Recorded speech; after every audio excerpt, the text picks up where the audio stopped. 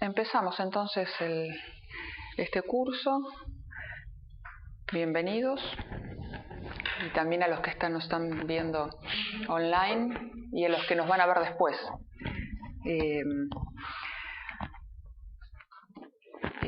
Bueno, la idea era empezar con este tema de cero, porque bueno, Ricardo, Gabriela y otros compañeros ya estuvieron trabajando este tema conmigo o con Alfredo en distintos espacios de apertura otros años, pero bueno, se incorpora gente que lo ve por primera vez y que además recién se acercan a apertura, así que es indispensable que empecemos desde el principio con este tema que es la formalización en el seminario sobre la carta robada. También pasamos por mail la bibliografía, que va a ser un par de clases del seminario 2, la 15 y la 16, que se llaman Par o Impar, y la carta robada. Y después del escrito, que se llama el seminario sobre la carta robada, vamos a trabajar el apartado presentación de la continuación, introducción, ¿sí? Que el tema es que yo tengo una edición muy vieja de los escritos, así que darles el número de página. Pero bueno, es la parte final, ¿sí? Donde están los esquemas, la tabla omega y omicron, la red 1.3. Pero el título de uno de los apartados es presentación de la continuación y luego de ese está el que se llama introducción. También vamos a trabajar con la desgrabación de las clases del curso Formalizaciones Matematizadas en Psicoanálisis que dictó Alfredo en el 2006 en la UBA. Las clases 4, 5 y 9,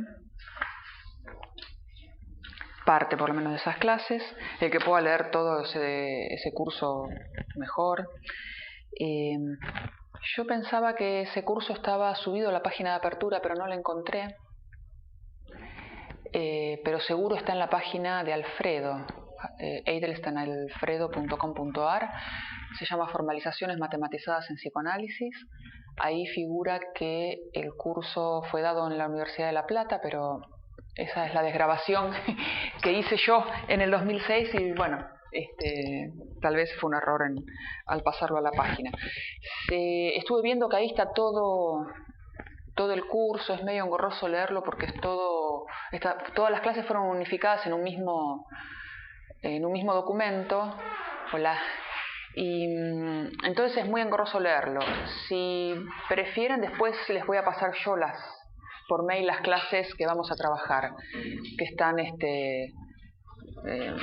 más separadas y se va a poder trabajar mejor. Y el tema del grupo que armamos en Yahoo, que se llama Curso Carta Robada, ¿no, Julián? Entonces, si ya son miembros, bien, y si no, inscríbanse, porque la idea es que podamos ir mandando todo ya directamente ahí.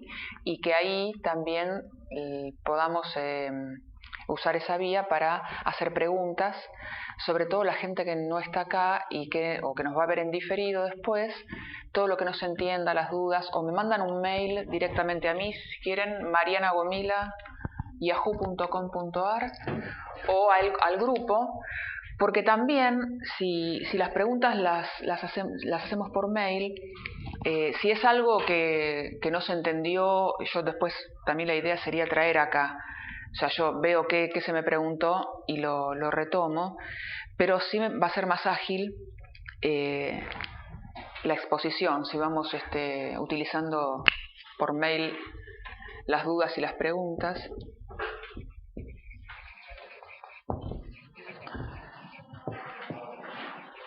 Yahoo o al grupo. El grupo es curso carta robada y ¿cómo es, Julián? @yahoogroups.com. Sino que me escriban a mí.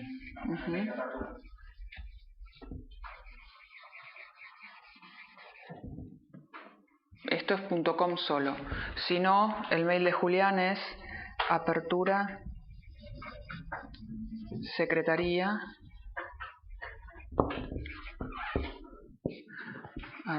@hotmail.com.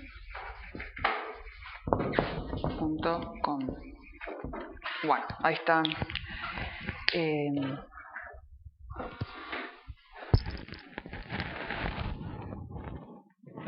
Entonces ya mandamos por mail la bibliografía. Mandé también, no sé si se ve bien, este cuadro. Yo escaneé una versión pequeña, las mandé por mail, y también la tabla simplificada, que eso sería bueno que lo traigan impreso para ir siguiéndolo cada uno. Yo voy a tratar de no escribir tanto que lo limpié de los usos anteriores que le hemos dado. Por eso es mejor que cada uno tenga su tablita a mano.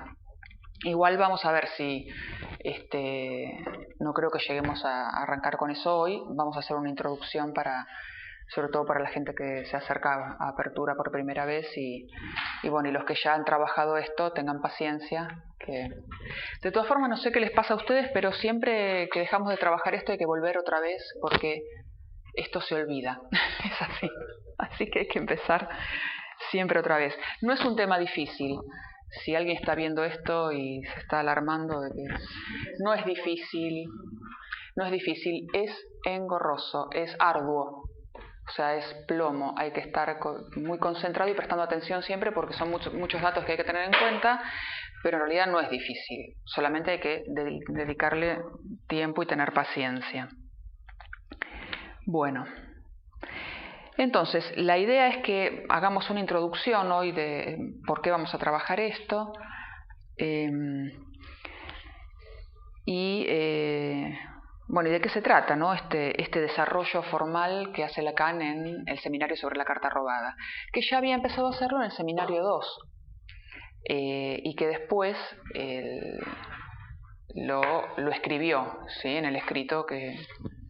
Por eso el escrito se llama el seminario sobre la carta robada, porque esto lo introdujo en el seminario. Bueno, entonces... es una formalización sobre el sujeto, ¿sí? ¿De qué vamos a hablar? Del sujeto y su relación con la función simbólica.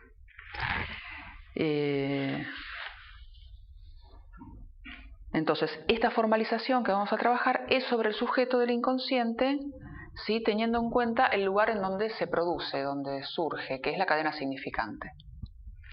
Entonces, ya para ir anticipando, lo que está acá, todos esos signos son cadenas, distintas cadenas. ¿Sí? Cada renglón corresponde a una cadena que vamos a ir escribiendo y que tiene la misma estructura que la cadena significante.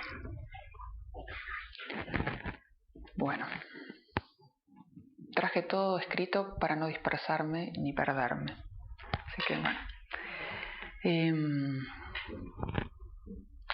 Así que bueno. Cuando llegue un punto en que estemos trabajando con esto y alguien diga, ¿y esto?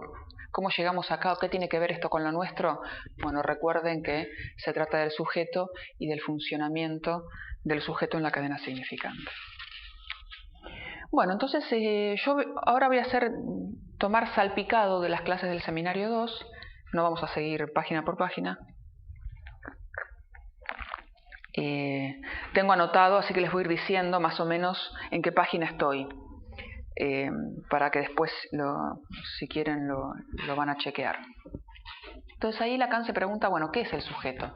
¿No? Y este es el tema fundamental. Bueno, las referencias habituales son el sujeto que habla, ¿no? El sujeto hablante, o sea, este es el sujeto del inconsciente. Y bueno, y ahí... Para mí, al menos, hay una dificultad que tenemos que tener presente y que tenemos que hacer el esfuerzo de tenerlo siempre presente y no perdernos, porque además, por lo menos en apertura, tenemos que hacer siempre el esfuerzo de abandonar las ideas que tenemos ya muy instaladas de años de formación en el lacanismo y que nosotros estamos yendo, digamos, en sentido contrario a toda esa propuesta, ¿no? Y la dificultad es que este sujeto que habla nosotros lo suponemos en nuestro decir, ¿no? O sea que cuando yo hablo y yo digo, en lo que yo estoy diciendo y en lo que yo estoy queriendo decir, siempre hay un más allá o un más o un menos de lo que estoy diciendo. O sea, siempre se dice un poco más o un poco menos de lo que uno tiene intención de decir. Bueno, y ahí es donde ubicamos, en ese más allá, al sujeto que habla. Pero entonces ven que es en el mismo lugar en donde aparece lo que pueda decir el yo, ¿no? O lo que uno pueda decir en tanto yo, pero también aparece ahí en el mismo lugar, o sea, en lo que se dice, este sujeto. Entonces, el tema, o sea, lo que les decía, la dificultad que tenemos que tener en cuenta es que si tenemos el sujeto hablante que habla cuando yo hablo también, ¿no? Ven, ahí está el tema, pero está más allá del yo. El problema que tenemos desde el freudismo y desde el lacanismo es suponer que ese sujeto que habla en mi decir es como si fuera un otro yo. No, ese es el problema. Y que es mi verdadero yo, ¿no? Como si ese sujeto del inconsciente fuera la versión simbólica de mi yo imaginario que es neurótico, ¿no? Entonces, eso creo que es lo que hay que tener siempre en cuenta. Que no se trata de mi verdad oculta que mi yo quiso rechazar y que la reprimió y que ahora la tengo que recuperar y aceptar. No es eso, ¿entiende? Porque si no sería como el otro lado, mi otro yo, mi yo oculto, y que además es más verdadero porque yo lo reprimí y yo en mi neurosis imaginaria no quise saber nada, pero ahora se trata de asumir mi verdad que aparece, ¿no? que la descubrimos en análisis en lo que decimos. O sea, eso hay que tenerlo siempre presente, por lo menos es mi posición, porque si no, digamos, de ahí nos vamos directamente a la responsabilidad subjetiva, porque si eso es mío, es de mi yo, es algo que yo tengo que reconocer, y bueno, me tengo que hacer responsable, y en apertura vamos contra ese argumento. Además de que daría pie a que el analista supuestamente ya supiera qué tiene el paciente, es como que habilitaría una especie de, o sea, con esa crítica que haces, sería como una especie de, el analista ya está advertido de qué está ocultando el paciente. Claro, pero ¿por qué estaría advertido de lo que está ocultando el paciente? Porque una cosa es que nosotros sepamos de antemano de qué se trata y otra cosa son las hipótesis con las que nosotros vamos a trabajar. Nosotros, por ejemplo, decir que en lo que se dice o en el discurso hay sujeto más allá del yo es una suposición nuestra. Nosotros ya vamos con eso. Distinto es el problema, es que en Freud ya sabemos de qué se trata eso. Tenemos la suposición, pero ya además sabemos cuál es la significación que está oculta, y es incesto y parricidio, o muerte y sexualidad. Ya sabemos que ese es el problema. En cambio, entonces me parece que lo que recién señalaba Iván es justamente que el peligro es que uno, como analista, ya vaya no solo suponiendo el sujeto, sino sabiendo cuál es el problema con ese sujeto, que siempre va a ser incesto y parricidio, o muerte y sexualidad, o algo que tiene que ver con la sexualidad, o dicho en Lacan es con el goce, que es goce sexual. Entonces ahí ya tenemos, ya sabemos de qué se trata. Distinto es suponer un sujeto, pero que no sabemos nada de ese sujeto, no sabemos qué dice cuando habla. Esa es la clave para mí a tener siempre presente. Por eso les decía que tenemos que ir siempre contra lo que ya suponemos, que es esto que acabo de decir: muerte y sexualidad, el Edipo, el goce sexual,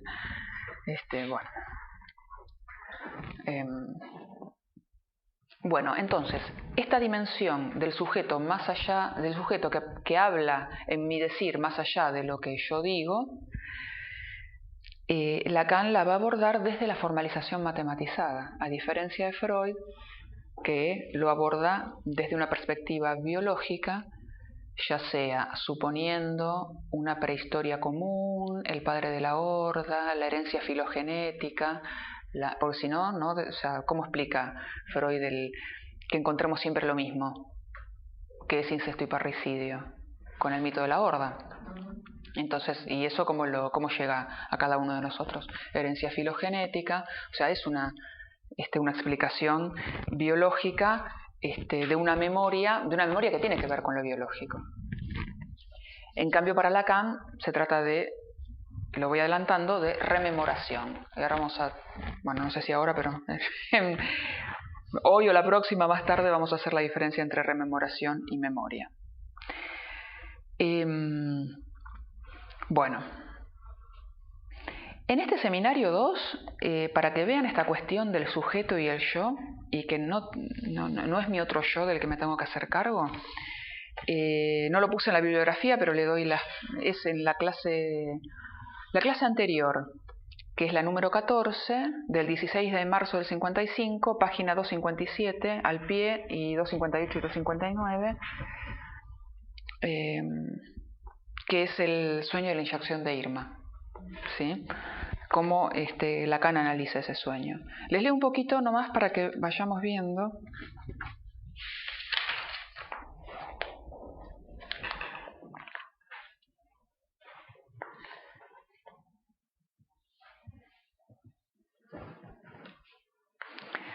Acá lo llama sujeto acéfalo, ¿no? El sujeto del inconsciente.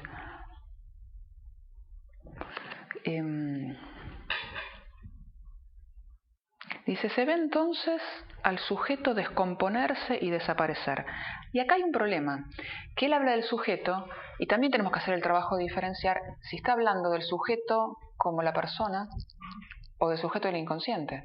Ya van a ver cuando les lea más adelante que es claro que hay que hacer esa diferenciación aunque use la misma palabra. Porque acá el sujeto que se descompone y desaparece es el yo. Este sueño implica el reconocimiento del carácter fundamentalmente acéfalo del sujeto pasado un determinado límite. Porque la idea con la que él trabaja es que el sujeto está centrado en el yo, pero pasado determinado límite, o haciendo hablar, digamos, o empezando a poner en marcha el hablar en análisis, se empieza a tocar un límite en donde ahí se empieza a separar lo que antes o lo que normalmente aparece como unido, digamos, ¿no? Que en un mismo decir está la palabra del yo y la palabra del sujeto. ¿Ven? Por eso dice que en determinado límite ahí es donde empieza a aparecer el carácter acéfalo del sujeto, cuando el yo empieza a descomponerse y a desaparecer. Este punto, o sea, el punto en donde se llegó al límite, en donde el sujeto empieza a aparecer como acéfalo, este punto es designado por el AZ de la fórmula de la trimetilamina. Si no recuerdan el sueño, bueno, lean esta clase. Entonces ahí está, en ese momento, el yo, ye del sujeto. Entonces, tenemos por un lado el yo, sería el moa. Nosotros tenemos el problema de que tenemos la misma palabra. Y el ye, que también es yo, pero respondería al sujeto del inconsciente, ¿sí? Acéfalo. Que por más que diga yo, no es ¿sí?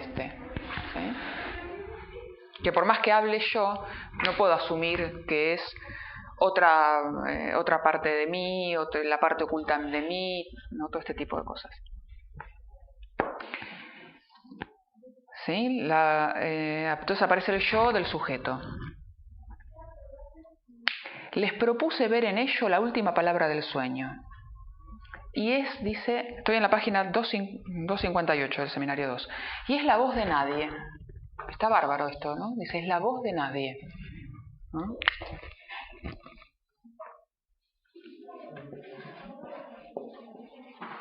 Sí, por eso es acéfalo, y esta podría ser, si quieren, mi voz. O sea, la voz de nadie. Que hace surgir la fórmula de la trimetilamina. Dice, la voz de nadie, y es la última palabra, ¿no? Y la define como la palabra de todo. y que no quiere decir nada a no ser que es una palabra. Vean hasta qué punto está esta cuestión acéfala. ¿Cómo pensar que yo me tengo que hacer cargo de la voz de nadie y de una palabra que no es más que una palabra?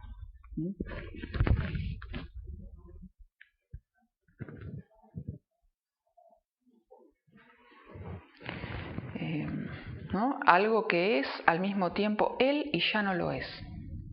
Está hablando de Freud, ¿no? O sea, que es al mismo tiempo él, pero ya no lo es.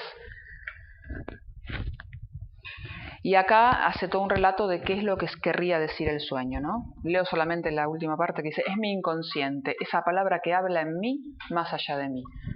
Habla en mí más allá de mí, aunque diga, aunque hable en primera persona. Y después dice esto que les mencionaba recién, esa palabra que está en el sujeto sin ser la palabra del sujeto. Es claro que el primer sujeto no es el mismo que el segundo sujeto, ¿no? Esa palabra del sujeto, ¿no? Esa palabra que está en el sujeto sin ser la palabra del sujeto. Dice, bueno, podemos tratar de ofrecer una esquematización de la función del instinto de muerte, porque ahí es donde Freud ubica el instinto, donde Lacan dice que Freud ubica el instinto de muerte, y que sobre eso vamos a tratar de dar una esquematización, que es la formalización que vamos a trabajar. Y dice que esto no tiene nada que ver con el principio de placer. Miren cómo lo dice, no podemos hacer entrar en el principio de placer esta compulsión a volver de algo que fue excluido del sujeto o que nunca entró en él, ¿no? Lo reprimido. Si el yo como tal se reencuentra y se reconoce, es que hay un más allá del ego, un inconsciente, un sujeto que habla, desconocido por el sujeto. O sea, que si bien dice sujeto y sujeto, pero hay un sujeto que se refiere al yo, y el otro sujeto sería el acéfalo. Bueno, les quería leer para que vean cómo lo propone Lacan. Bueno,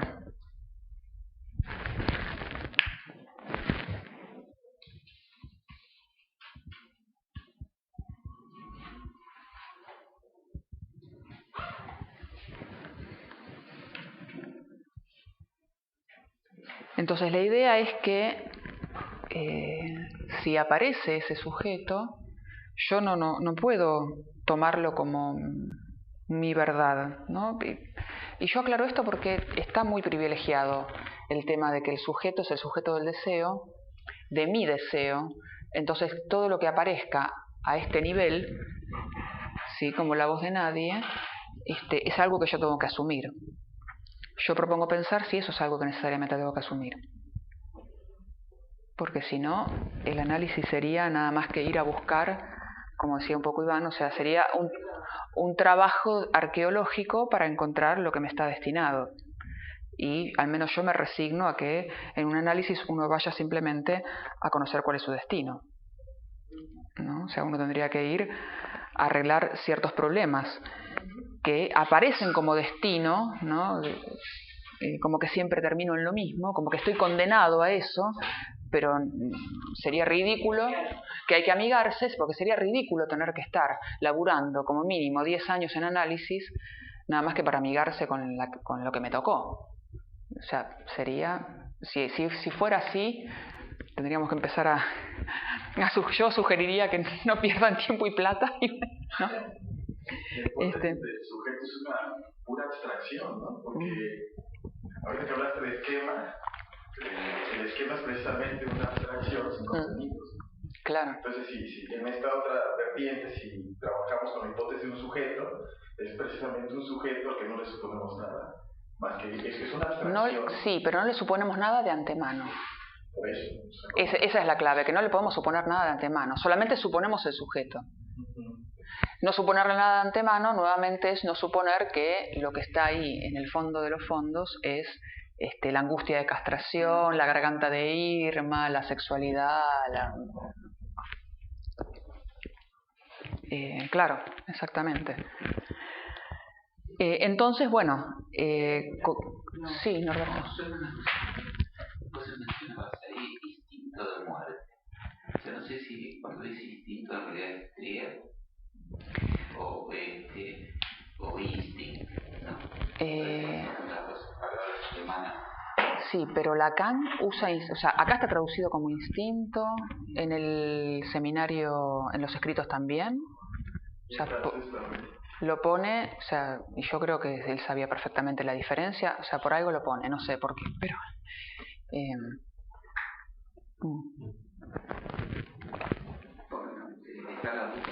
Lacan lo soluciona planteando otra cuestión que es plantearlo como automatismo de repetición. Ni siquiera compulsión, porque compulsión da la idea de que es mía la compulsión, ¿no? En cambio el automatismo está más cerca de algo que podemos ubicar funcionando más allá de mí.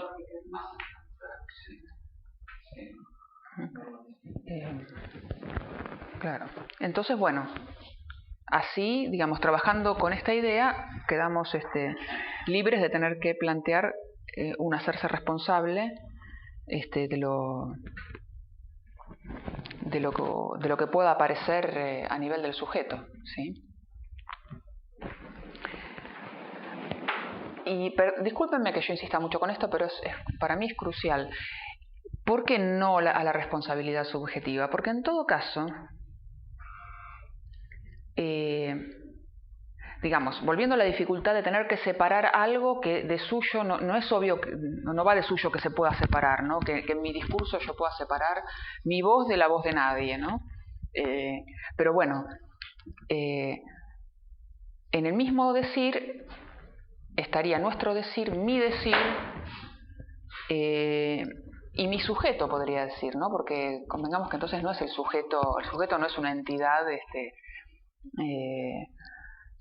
común, no es el inconsciente colectivo, o sea, cada uno, no estaría mal decir mi sujeto, ¿sí? Claro, pero es como si dijéramos, bueno, y esta cuestión que siempre se dice en el lacanismo de que, bueno, que lo que a mí me concierne, ¿no? Cuando uno está implicado en lo que dice, la implicación subjetiva.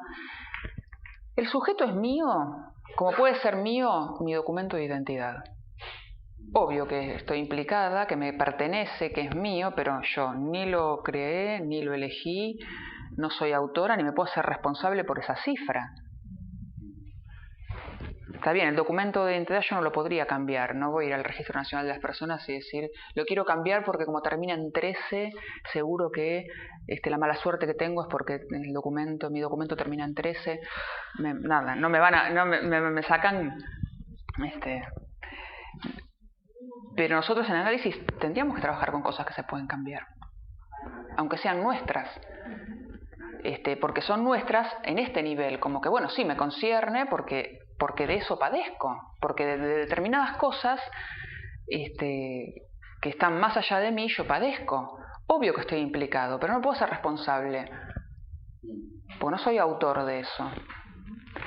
Inclusive el yo también no nos olvidemos que es un objeto, o sea, que es una suma de identificaciones, tampoco es mi creación, mi yo.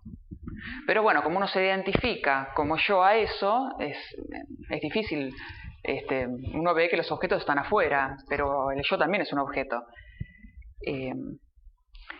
Pero bueno, y gracias a que uno puede identificarse con uno mismo, digamos, podemos diferenciar entre mi voz y la voz de mi super yo de la voz de nadie, ¿no? Bueno. Entonces, habiendo hecho esta introducción, nuestra aclaración, o sea, de esto, o sea, es el trasfondo de lo que vamos a trabajar cuando empecemos a ver ese tipo de cosas raras que están ahí en ese esquema. Y bueno, ¿qué tiene que ver esto con la carta robada, ¿no? ¿Por qué la carta robada? Y lo que comentaba Ricardo al principio, que bueno, plantearlo como que el curso es sobre la carta robada es medio engañoso, porque no es sobre la carta robada, pero bueno, es ahí donde Lacan lo presenta, porque toma del cuento de Poe esta anécdota que Dupin relata sobre el niño que siempre ganaba al juego de par o impar, ¿sí? Entonces ahí se introduce la cuestión del juego y de este juego aparentemente de azar, ¿no? Entonces el juego de par o impar podría ser también, lo podríamos pensar como el juego de tirar la moneda, en donde salen dos resultados posibles, ¿no? Cara o seca o más menos. Creo que el juego que está se juega con una bolita o con dos bolitas, entonces hay que te doy a adivinar que tengo número par o impar de bolitas, y entonces el otro adivinaba. Entonces si abro y tengo dos, par o impar, sí, pero es lo mismo que tirar la moneda, o sea, es adivinar qué sale, si cara o seca, par o impar. Bueno, entonces, ¿cómo explican ahí en el cuento por qué ganaba siempre este chico? Y Lacan dice así, porque procedía identificándose con el intelecto razonador de su oponente, ¿no? Incluso decía que hasta le miraba la cara al adversario y trataba de poner la misma cara y ver qué le venía en la cabeza, ¿no? Y entonces así calculaba qué podía estar pensando el otro. Pero bueno, lo que dice Lacan es que este proceder se ubica en el registro de la intersubjetividad, ¿no? Intersubjetividad es otra de las palabras que en nuestra formación en el lacanismo son las malas palabras, ¿no? La intersubjetividad es mala palabra, ¿no? Eso. No se trata de la intersubjetividad. Igual quiero hacer la aclaración que aunque hable de intersubjetividad, vean que es imaginaria. O sea, en realidad sería una interyoicidad, ¿sí? Porque es entre yo y el otro, ¿no? Entre el A y el A', aunque se la llame intersubjetividad. O quizás en ese plano de indistinción entre sujeto y yo. Pero sí, Lacan dice, está en el plano imaginario. Y el problema es que no alcanza con la identificación imaginaria, con lo que puede estar suponiendo, pensando el adversario, para encontrar, no vamos por esa vía a encontrar la clave del juego, ¿sí? ¿Por qué? Porque por la identificación imaginaria no podemos hacer un trabajo lógico con que, bueno, a ver qué cara pone, trato de poner la misma cara, a ver qué piensa. No podemos hacer un trabajo lógico, lo dice así, justamente no es logicizable ese camino. Entonces necesitamos, dice Lacan, ir por otro camino, ¿sí? Que sí podamos aplicarle una lógica que sea logicizable.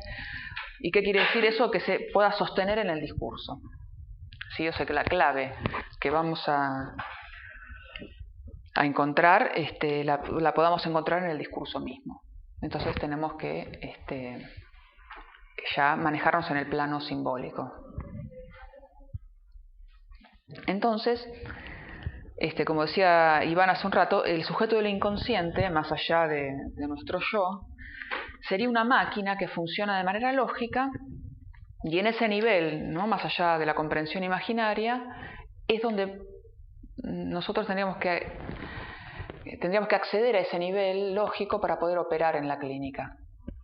¿Sí? O sea, si la pregunta en algún momento es ¿y esto para qué nos sirve en la clínica?, que es la pregunta típica, bueno, porque no nos podemos manejar en el nivel de la comprensión de lo que diga el paciente, que esto también ya lo sabemos todos, no hay que comprender, las típicas frases célebres, no hay que comprender, pero ¿qué quiere decir que no hay que comprender? Que no nos podemos quedar con lo que la comprensión obvia de lo que el paciente diga, ¿no? Así diga que, bueno, se me murió mi padre y estoy muy triste. Ah, bueno. Uno le puede decir, bueno, pero tenemos que anotar al margen que después tenemos que preguntar por qué está triste o qué de la muerte del padre lo entristece, porque no podemos dar por obvio que tiene que estar triste. Nos llamaría más la atención que diga, murió mi padre y estoy bárbaro. Ahí sí le preguntaríamos por qué está bárbaro, porque no nos resulta comprensible. Pero aunque nos resulte comprensible, también tenemos que preguntar, porque tenemos que acceder a ese nivel en donde tenemos que suponer un más allá de un sentido compartido imaginariamente, ¿no? Que sería lo esperable, lo comprensible. Bueno, entonces vamos con el juego, ¿sí? El juego del par impar, que es como lo que nos va a dar lugar a entrar en la formalización del sujeto.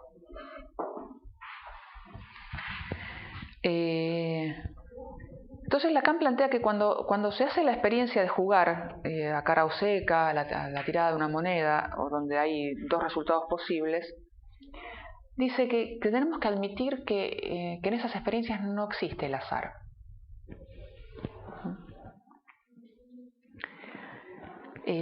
¿Por qué? Porque en el orden simbólico, dice, todo puede ser representado por todo lo que ocurre puede ser representado por una sucesión de al menos dos signos, ¿no? Que podrían ser más o menos.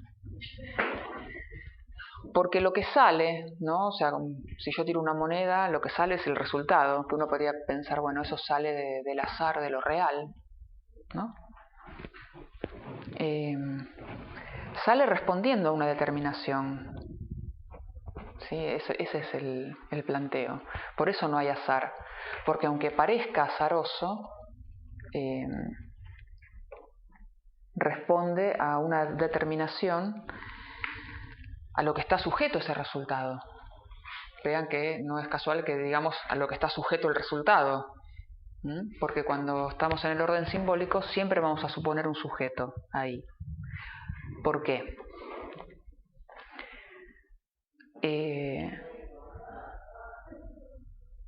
Porque cuando nosotros registramos, por ejemplo, en el primer renglón de esta tabla, ¿ven que tenemos más, menos, menos? Bueno, esto podría ser un resultado azaroso del lanzamiento de una moneda.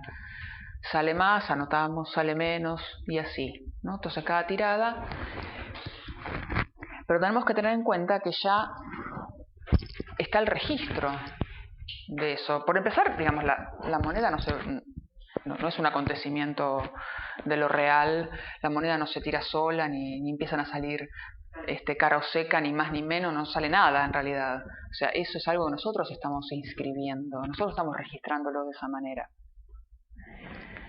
Aunque estemos jugando a apostar si mañana llueve o no llueve, que ahí uno podría decir, bueno, no, pero eso es de la naturaleza, eso sí es lo real. Tampoco, porque nosotros vamos a anotar, si llueve anotamos más, si no llueve anotamos menos. Y nos estamos preguntando por eso, nos estamos preguntando por un símbolo, no por algo, por un resultado. Porque ya hay una operación. O sea, el tema es que no estamos nunca fuera de lo simbólico. Aunque estemos hablando de un registro de más y de menos, ¿no? De un resultado mínimo que sería el registro de presencia-ausencia.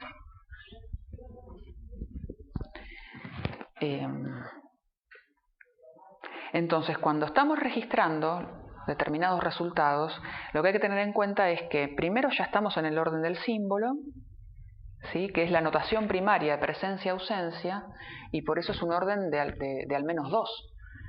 O sea, no tenemos no es que anotamos más o nada, porque el menos también se registra, también cuenta. ¿Sí? Esto es importante. O sea, anotamos más, o sea, cuando es lo que esperábamos, y cuando no es, el no es también lo contamos. ¿Sí? O sea, se tiene que dar cuenta de la presencia y se tiene que dar cuenta de la ausencia. No es presencia o nada. Aunque hay cuestiones que no registramos. ¿Sí? Si tiramos una moneda, la moneda cae de canto o el resultado está dudoso, no se cuenta, ahí sí no se cuenta, se vuelve a tirar. Entonces, qué sé yo, podemos decir, bueno, o llueve, o sea, si cae agua, o si hay sol. Solamente contamos eso. Si está nublado y no cae agua, eso no lo tenemos en cuenta. ¿Ven? Que entonces no es simplemente la transcripción directa de lo real. Ya estamos seleccionando qué vamos a registrar. ¿Se sigue hasta acá? Julia, ¿hay alguna pregunta? Porque Bueno, Norberto, ¿qué estás? ¿Sí? Bueno, muy bien.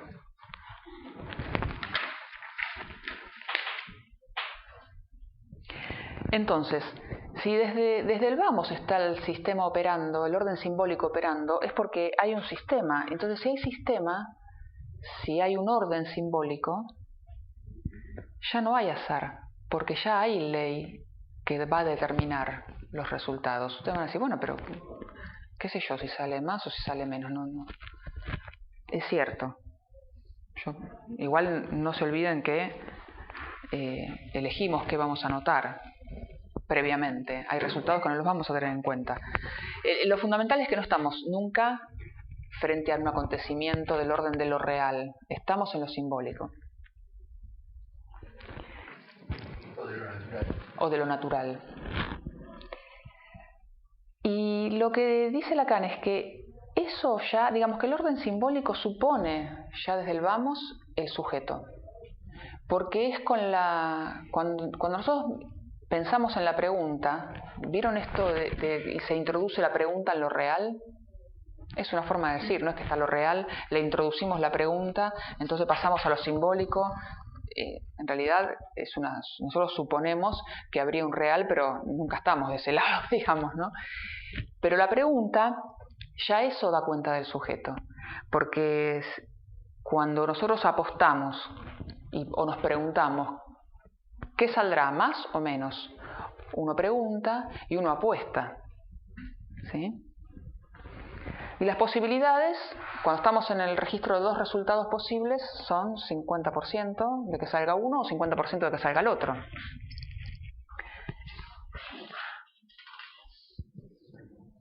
Y como estamos hablando del sujeto acéfalo, ¿sí?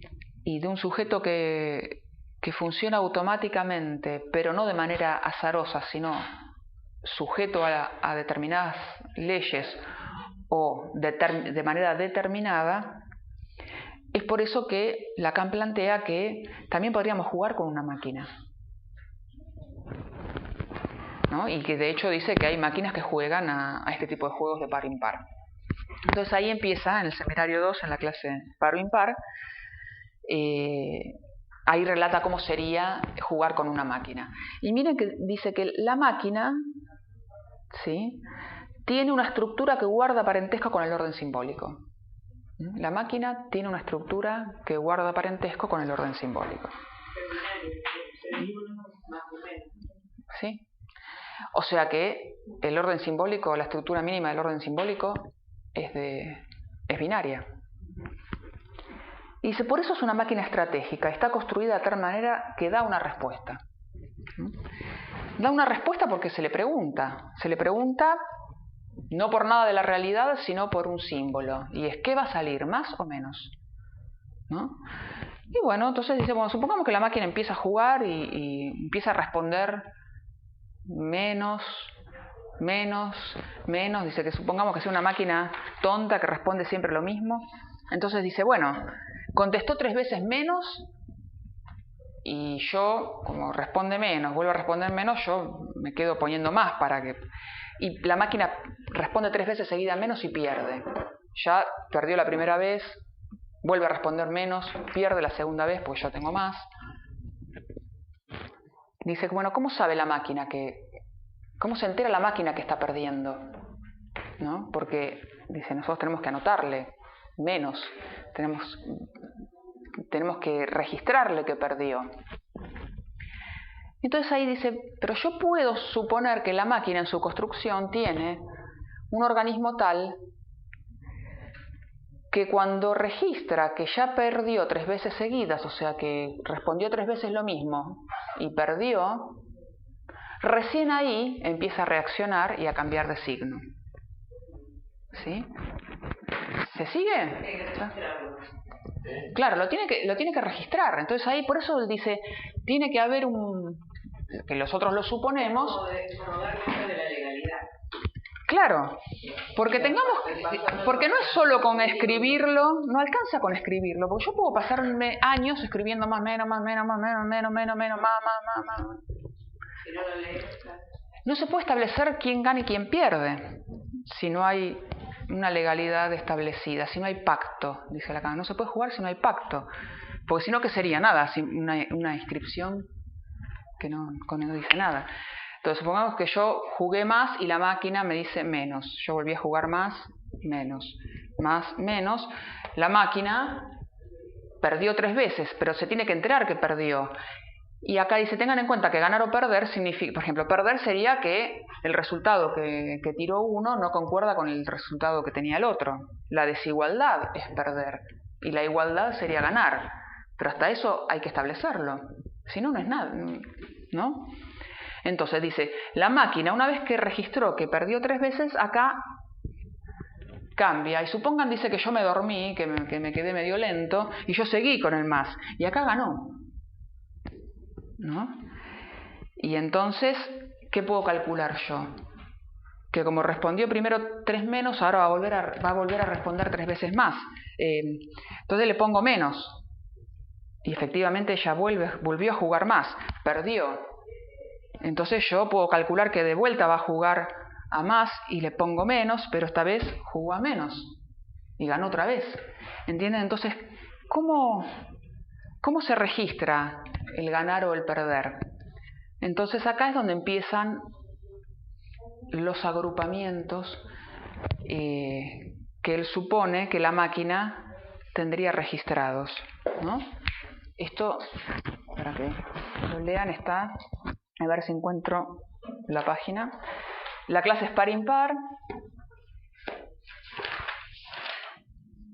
La 275. ¿Ven? Él habla de organismos. Es complicado, menos mal que está hablando de una máquina, porque si dijera organismos estaríamos pensando en algún órgano de la sustancia viva, ¿no? Sí, me llama la atención porque eso de la organismo. No sé, pero está hablando de una máquina. Entonces, lo que él va a plantear es que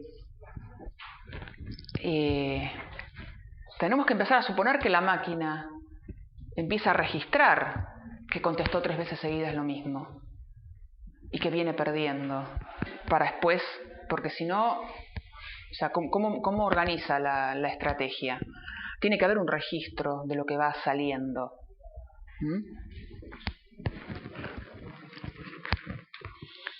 Entonces acá viene el tema que les había anticipado antes de la memoria y de la rememoración. Por más que hable de organismo, no estamos hablando de una memoria como habitualmente la conocemos, ¿no? La memoria, como nosotros habitualmente la conocemos, es un registro, pero esto también es un registro, ¿sí? Me quedó grabado en la memoria, no me lo olvido más. Es algo que queda registrado y que no permite que se olvide, ¿no? Justamente porque se registró, ¿eh? Que no cambia. Claro, ese es el tema, que no cambia, pero además, y esto también es interesante pensarlo porque como Freud habla de huellas mnémicas, pues hablar de huellas solamente, pero son huellas mnémicas, o sea que son marcas, ¿sí? Marcas que quedan registradas en el aparato psíquico, que por suerte dijo que era virtual, con lo cual no sabemos dónde quedan registradas las marcas, pero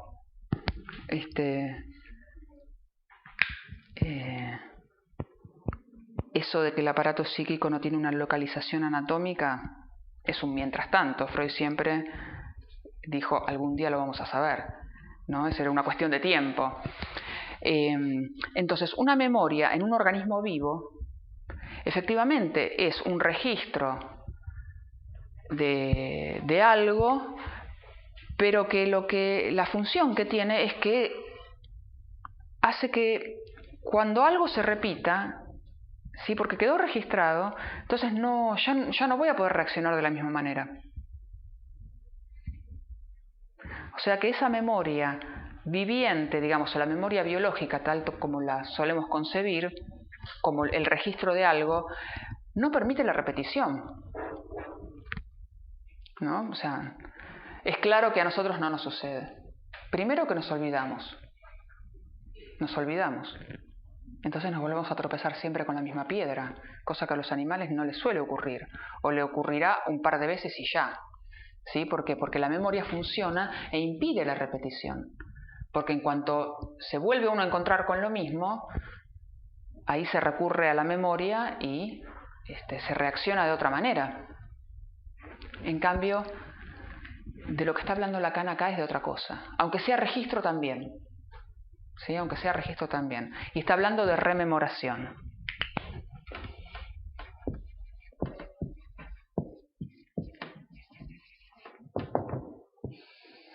Y esta rememoración es simbólica.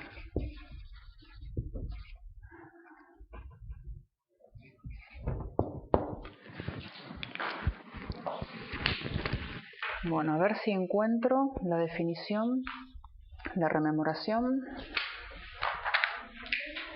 Si no, se las leo acá. Sí, en la página 278.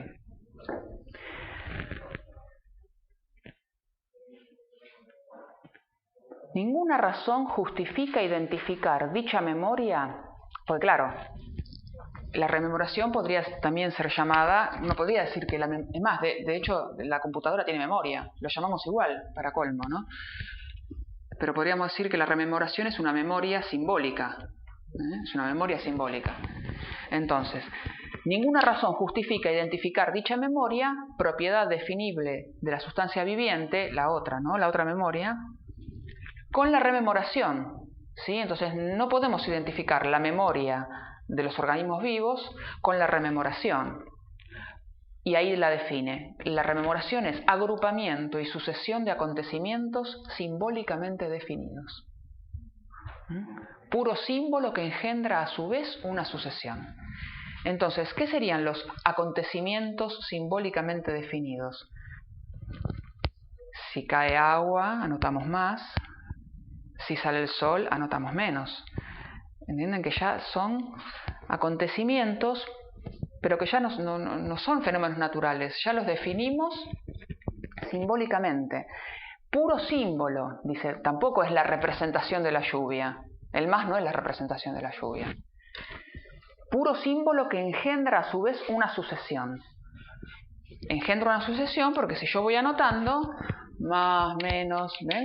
Se arma una sucesión que no necesariamente se da en la memoria viviente. No sé qué es lo que se registra, pero vieron esto de que, bueno, me quemé con la leche caliente y cuando veo una vaca lloro. ¿Cómo era el dicho así, no? No arma ninguna sucesión eso, ¿no? Es una cuestión aislada. Sí. La puedo pensar cortamente. ¿Cómo si memoria simbólica? Uno la podría poner, ya que mencionaste los animales, a una memoria imaginaria. ¿Cierto? En el sentido que está dada por decir, solo cuando sale el sol me meto la cueva, para decirlo así. Y repite exactamente eso al cielo. En caso, ¿qué sería lo simbólico? Porque me parece que es también. Si llueve, anoto más. Si no llueve, anoto menos. Pero ¿por qué hacerlo al revés? Ah, sí, claro. En eso está lo simbólico. Claro, porque defino algo. En cambio, en el animal, solo hay un registro. Sale el sol, me meto en la cueva. Pero es que ni siquiera es un registro en el animal. En el animal ya le viene ese conocimiento instintivamente. Ni siquiera tuvo que tener la experiencia. Claro, ni siquiera es que lo va a saber después de que experimentó que le conviene, si llueve, meterse en la cueva ya. A mí me parece que... Pero sí, es así como vos lo planteabas, claro. Sí, podríamos haber definido de otra manera. Podríamos haber al revés, anotamos menos, anotamos 0 y 1. Sí. Bueno, y así la máquina se va complejizando, ¿no? Estamos jugando con una máquina, dice Lacan, bueno, yo podría seguir, pero si yo ya no estoy jugando el juego del par impar, ya estoy jugando a adivinar la estrategia de la máquina. Pues tampoco puedo identificarme como con el otro niño, a ver qué cara tiene la máquina, ¿entiendes? Ya tengo que... Y seguramente, dice, termina ganando por cansancio porque desborda la capacidad, salvo que yo recurra a la máquina de calcular, ¿cómo hago para seguir el registro de estos, ¿no? de estos organismos que yo supongo que reagrupan y calculan para empezar a variar lo que va a decir, lo que va a responder. Bueno, aunque había anotado las cosas ya me perdí, pero bueno, vamos a... ¿Qué hora tenemos? Tenemos 15 minutos. Bueno, Vamos a ver si vamos cerrando este primer encuentro.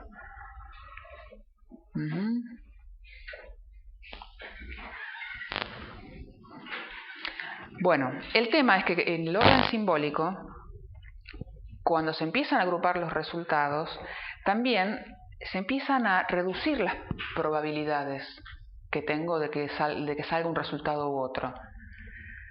¿Por qué? Porque si yo ya empiezo a agrupar de a 3, o por ejemplo, yo puedo decir, olvídense de esto, pero digo, bueno, ¿qué posibilidades tengo? A ver, ¿qué va a salir? ¿Cara o seca? Cada uno va diciendo, cada uno hace su apuesta, tiramos, pin. Entonces cada vez, si tomamos la jugada aislada, o sea, que una jugada sea una tirada, las posibilidades son siempre las mismas, 50 y 50, porque los resultados son solamente 2, más o menos. Pero si empezamos a preguntar qué posibilidades hay de que ganemos 2 veces, o sea, de que salgan 2 más seguidos, y en ese orden, más, la jugada ahora es de 2 tiradas. Entonces, ¿vos qué decís? ¿Sale más, menos, menos más o más menos? ¿No? Y cada uno, entonces tiramos 2 veces y después de la segunda tirada, esa es la tirada. Cada jugada es tirar 2 veces la moneda. Entonces ahí ya no tengo 2 resultados. Ahora voy a tener 4 resultados posibles. Entonces en la primera y en la segunda, ¿sí? Esto es una jugada. Primero sale más, segundo sale menos, puede salir menos, puede salir menos más y puede salir más menos. Teniendo en cuenta el orden, además, No se olviden que lo simbólico es orden simbólico, además. Importa el orden. Entonces, si Gabriel apostó que salía menos más, Norberto más menos, salió menos, ¿no? Perdieron los dos. Pero, ¿por qué digo que se van reduciendo las posibilidades? Porque entonces acá tengo 4 resultados, entonces ya tengo 25% de probabilidades de acertar. Cuando decís teniendo en cuenta el orden, no me di cuenta que no es lo mismo. Si yo dije sale menos más y sale más menos, pierdo, porque hay que tener en cuenta el orden. No digo que salen diferentes, no es iguales diferentes. No es reversible, digamos. Claro, por eso son 4. Por eso son 4 las posibilidades. Sí. Y si vamos con 3, si una jugada fuera de 3 tiradas, ya tendría 8 resultados, ¿no? Es 1 sobre 8, 12,5 sería.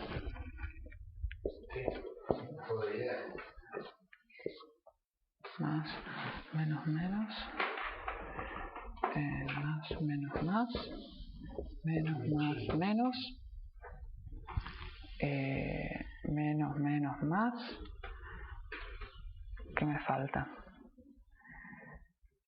Menos, más.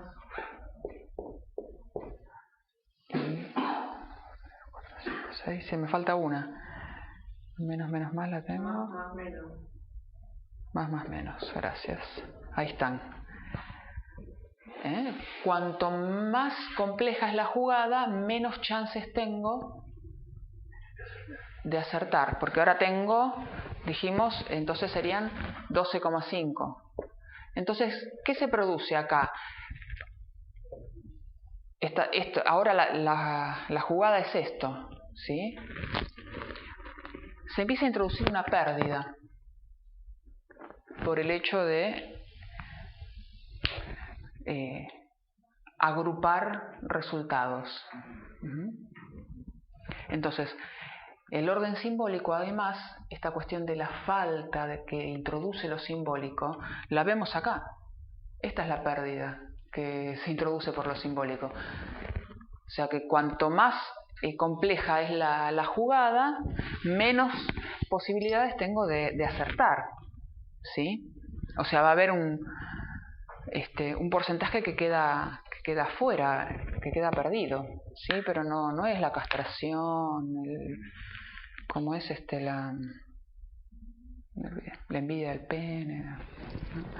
Bien, o sea, que la castración pensada como una pérdida que el orden simbólico mismo implica, dista mucho de pensar la castración como mi angustia por perder algo que tengo, ¿no?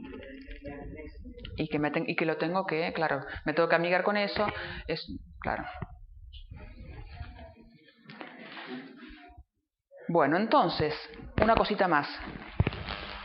La rememoración o memoria simbólica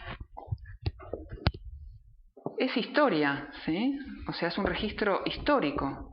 Mi historia, ¿sí?, no es simplemente un registro de acontecimientos desde que nací hasta ahora.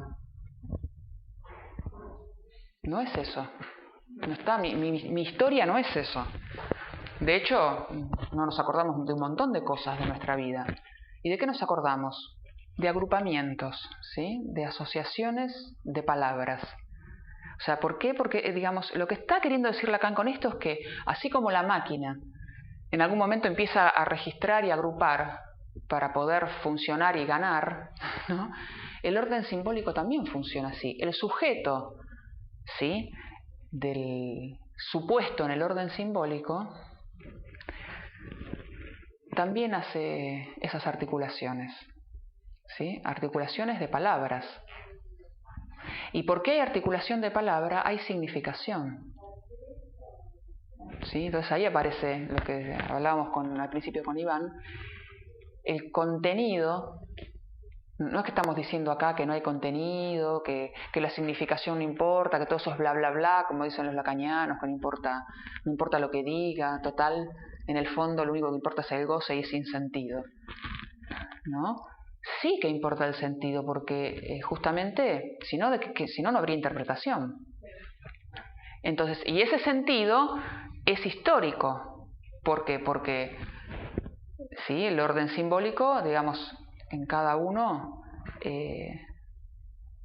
digamos, está, a ver cómo lo decimos, encarnado, ¿sí?, en quienes funcionaron como padres, como quienes encarnaron al otro del lenguaje para cada uno, ¿no? Y hay una historia que nos precede, además, porque no es que arranca con nosotros, ¿sí? Entonces hay un sujeto que está más allá de mí y más allá de, no sé, de mi familia, o sea, y que a su vez determina la historia de mi familia, o sea, que yo, como yo, estoy metido en eso, ¿sí?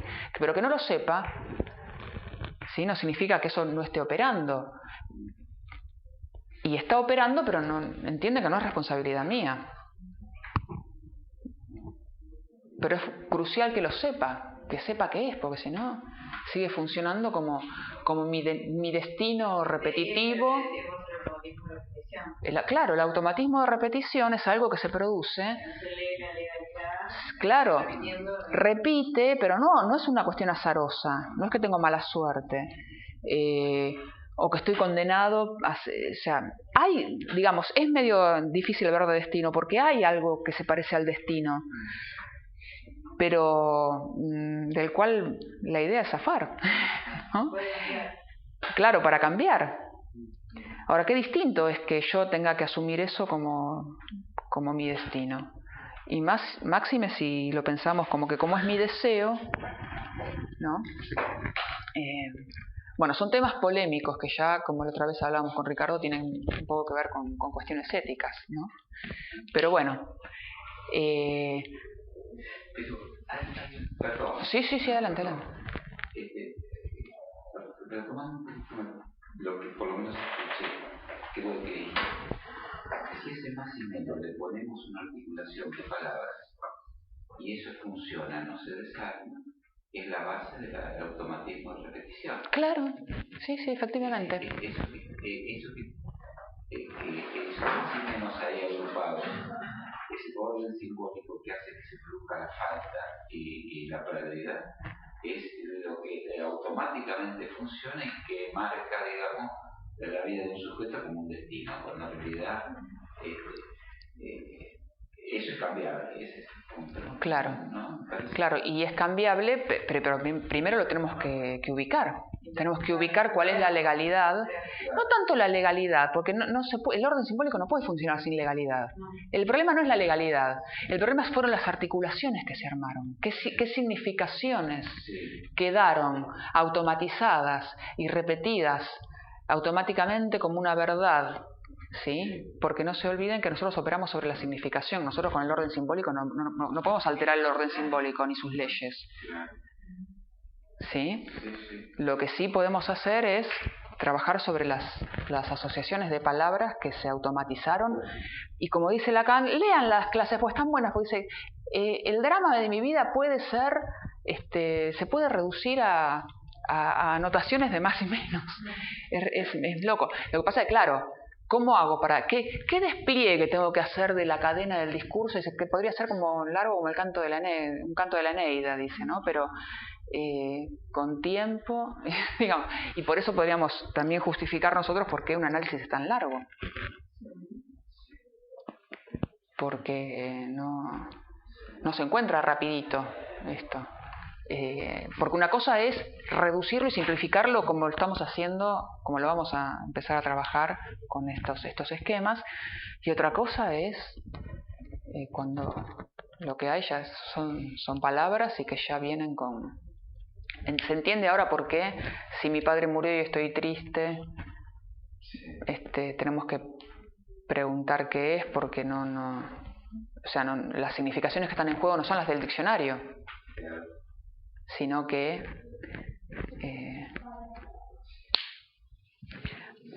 así que bueno, esa era la introducción, digamos, porque si no se entiende esto ¿no? O sea, porque es como una forma de darle un sentido, ¿no? Pues se trata siempre de eso. Entonces hay una cosita más y ya terminamos, que lo que dice Lacan es que finalmente con esta anécdota del niño que gana siempre al par impar, y lo mismo uno podría decir, bueno, que eso también se juega entre Dupin y el ministro, ¿no? En el tema de la carta. Podemos leer un poquito de algunas cosas que dice sobre los personajes del cuento, que no se trata de quién es el más ingenioso. No es un tema de habilidad esto. Dice, es un juego dialéctico. A ver si... El valor de la carta robada como fábula es que su coherencia se descubre por analizar el valor simbólico de los distintos momentos del drama, en ese caso del cuento. No es un juego de habilidad, sino un juego dialéctico, ¿sí? O sea, de articulaciones y de cuestiones que se suceden por este tipo de agrupaciones que se fueron dando. Sí, Julián. Una intervención de Karina que dice: es el trabajo que hizo Freud de forma genial con los significantes del nombre de las ratas, donde consiguió identificar la cadena más allá del sentido: rata, dinero, deuda impaga, etc. Es claro que eso no estaba en la memoria del sujeto, fue producto de la interpretación de Freud. Sí, claro, pero tengamos presente que no nos quedamos, porque esas ratas, esas palabras sueltas no dicen nada. El tema es cómo eso se inserta en la historia, ¿no? Porque el tema de ¿qué era lo principal en la historia del hombre de las ratas? Uno puede decir, bueno, sí, el Capitán Cruel, el tormento de las ratas, ¿no? Ahí estaba el goce, pero en realidad lo fundamental era el padre que se había casado con la madre, había dejado ¿sí? Esta cuestión donde se jugaba la deuda pendiente, ¿sí? O sea, ahí el padre se había mandado unas cuantas que lo que se le repetía a él también era esta cuestión, ¿no? De que con su... que uno podía elegir a la chica que amaba porque era pobre, pero ven que si nos quedamos con el ratas por el ano, estamos en el horno, digamos, ¿no? Ese es un poco, o sea, tenemos también la dificultad de que nosotros estamos todo el tiempo machacando con el significante, pero no nos olvidemos que el significante solo no significa nada. Siempre el al menos 2 y tampoco alcanza en el al menos 2. Tenemos que el al menos 4, que lo vamos a ver cuando lleguemos a las letras, ¿sí? Porque acá tenemos en este primer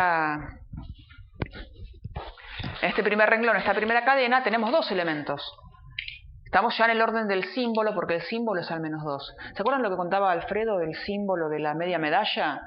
Que sí, del pacto, o sea, que al menos 2 necesito, ¿no? Que respondan a...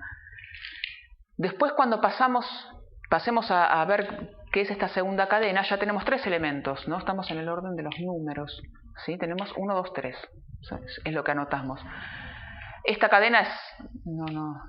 Después vamos a ver de qué se trata, pero es una cuestión didáctica que introdujo Alfredo cuando lo presentó. Pasamos de símbolo, número, a esta tercera que es de letras. Y vean que acá ya tenemos 4 elementos: alfa, beta, gamma y delta.